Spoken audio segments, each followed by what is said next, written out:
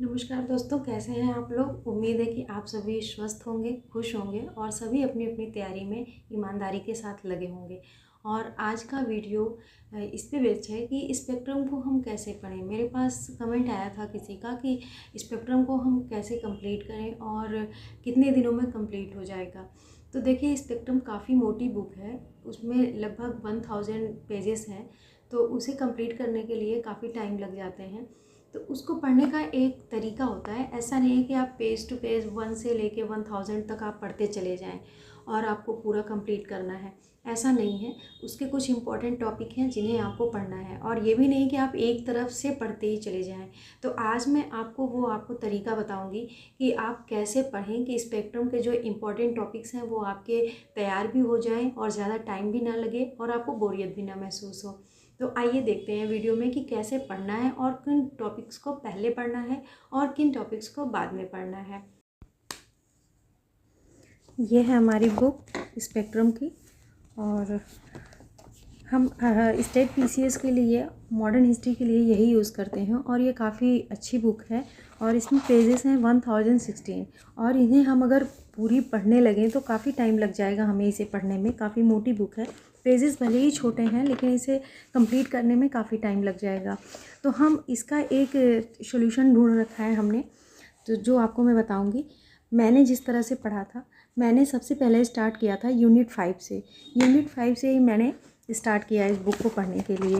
और यूनिट 5 में क्या है वो मैं आपको दिखाती हूँ। स्वतंत्रता संघर्ष का आरंभ, सबसे पहले मैंने यहाँ से स्टार्ट किया था। फिर उसके बाद यूनिट 6 पढ़ा मैंने, राष्ट्रीय आंदोलन।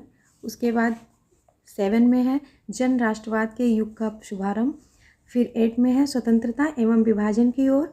9 में है ब्रिटिश शासन के अधीन भारत शासन एवं अन्य पहलू। फिर उसके बाद मैं 4 पे वापस आ गई। 5 to 9 आपको पढ़ना है सीरियल से, और उसके बाद आप 4 पे वापस आ जाइए। तो 4 में है सुधार आंदोलन, उसे पढ़िए। फिर 3rd है कंपनी शासन के विरुद्ध बढ़ता द्वेष, इसे पढ़ें आप। फिर दूसरा पढ़ें। दूसरे नंबर पे है भारत में यूरोपियों का आगमन एवं ब्रिटिश शासन का सुदृढ़ीकरण। आप इतने सारे जो चैप्टर्स हैं, आप इन्हें अगर कंप्लीट कर लेंगे इतनी यूनिट को, तो आपका लगभग 90% सिलेबस कंप्लीट हो जाएगा। उसके बाद आप पढ़िए विद्रोह आंदोलन।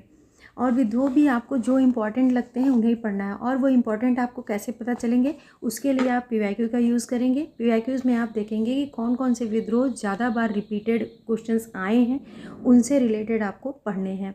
ऐसा नहीं कि आपको सारे ही पढ़ लेने हैं। और आंदोलन, जो भी आपको इम्पॉर्टेंट लगते हैं पीवाईक्यू से आप देखेंगे, उसके बाद ही उसको पढ़ेंगे।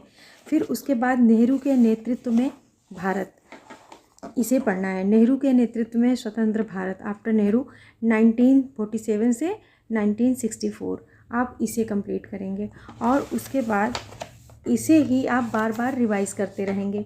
ऐसा नहीं है कि आपने इसे एक बार पढ़ लिया उससे काम चल जाएगा, आपको पढ़ते भी जाना है। और साथ साथ जो भी पेजेस पे आप पढ़ रहे हैं उनमें आप इम्पॉर्टेंट डेट्स देखेंगे, इम्पॉर्टेंट जो आंदोलन है या जो भी ज़रूरी आपको लग रहे हैं कि हाँ ये क्वेश्चन बन सकते हैं, जब आप देखेंगे पीवाईक्यूज़ को तो आपको खुद ही आइडिया हो जाएगा किस तरह के किस टाइप के क्वेश्चंस आ रहे हैं।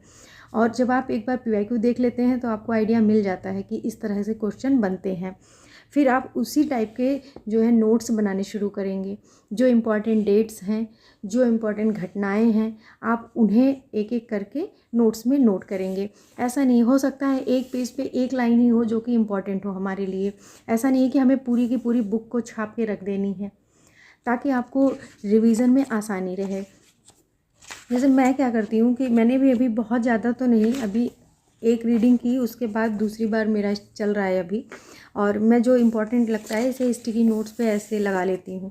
नोट्स बनाना सबसे अच्छा होता है, वो आपके लिए बार बार रिवीजन करने में हेल्पफुल होता है। क्योंकि हम बार बार इस इतनी मोटी बुक को उठा के रिवीजन करना आसान नहीं है, ढूंढते रहना होगा कि हमें क्या पढ़ना है क्या नहीं। फिर इससे अच्छा है कि आप नोट्स बना लें। ये तो मैं ज़्यादा टाइम नहीं मेरे पास होता है, तो मैं स्टिकी नोट्स पे ही इम्पोर्टेंट ऐसे नोट डाउन कर लेती हूँ। आपको जैसा आसान लगे। बाकी मैं तो यही कहूँगी कि नोट्स ज़रूर बनाएं, नोट्स सबको बनानी चाहिए। और जहाँ तक मुझे लग रहा है कि आपको इस वीडियो को देखने के बाद स्पेक्ट्रम को पढ़ने में काफ़ी हेल्प मिलेगी। और उम्मीद है कि इस वीडियो को देखने के बाद स्पेक्ट्रम पढ़ने से आप घबराएंगे नहीं, बल्कि आपको इंटरेस्ट भी आएगा इस बुक को पढ़ने में और आसानी से आप इसे कवर भी कर लेंगे। और इसी के साथ वीडियो का एंड करते हैं। अगर आपके और भी कोई डाउट्स हों किसी और सब्जेक्ट्स को लेके तो आप ज़रूर पूछ सकते हैं। Thank you, bye bye, take care.